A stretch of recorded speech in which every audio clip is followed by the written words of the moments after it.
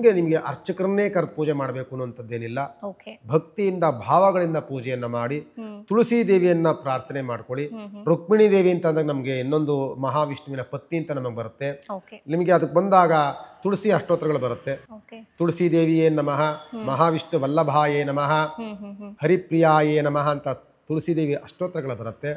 ಅಥವಾ ಮಹಾಲಕ್ಷ್ಮಿ ಅಷ್ಟೋತ್ರಗಳನ್ನು ಹೇಳ್ಕೊಳ್ತಾ ಶ್ರೀಕೃಷ್ಣನ ಅಷ್ಟೋತ್ರಗಳನ್ನು ಹೇಳ್ತಾ ನಿಮಗೆ ಸಾಧ್ಯವಾದಷ್ಟು ಪೂಜೆಗಳನ್ನು ಮಾಡಿ, ಅನಂತರ ಧೂಪ ದೀಪ ನೈವೇದ್ಯಾದಿಗಳನ್ನು ಮಾಡಿ ದೀಪಗಳನ್ನು ಮತ್ತೆ ಪ್ರಜ್ವಲಿಸಿ ನಿಮ್ಮ ಮನೆಯಲ್ಲಿರುವಂತಹ ಬಾಲಕನ್ಯೆಯರು ಮುತ್ತೈದೆಯರಿಗೆ ನೀವು ಹೆಂಗೆ ಕೊಡ್ತೀರೋ ಅರ್ಶಿನ ಕುಂಕುಮವನ್ನ ಮೊದಲು ಬಾಲಕನ್ಯೆಯರಿಗೆ ಅರ್ಶಿನ ಕುಂಕುಮವನ್ನು ಕೊಡಿ. ಬಾಲಕೃಷ್ಣ ಅವರಿಗೆ ಸಿಹಿ ತಿನಿಸುಗಳನ್ನು ಕೊಡಿ.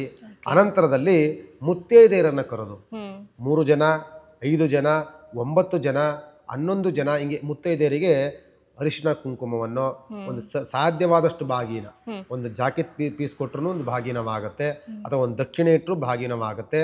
ಅದನ್ನು ಕೊಟ್ಟು ಆ ಹೆಂಗಳೆಯರೆಲ್ಲರೂ ಸಹ ನಿಮ್ಮನ್ನು ಹರಿಸ್ಬೇಕು, ನಿಮ್ಮನ್ನು ಆರೈಸಬೇಕು, ನಿಮಗೆ ಆಶೀರ್ವಾದ ಮಾಡಬೇಕು. ಆ ರೀತಿಯಲ್ಲಿ ಪೂಜಾದಿಗಳನ್ನು ಮಾಡಿಕೊಂಡು ಅನಂತರದಲ್ಲಿ ಆ ದೀಪವನ್ನು ಪ್ರಜ್ವಲಿಸಬೇಕು. ಅದು ಆಲ್ಮೋಸ್ಟ್ ನಾವು ರಾತ್ರಿ ಮಲಗುವವರೆಗೂ ಸಹ ಅದು ಪ್ರಜ್ವಲಿಸ್ತಾ ಇರಬೇಕು.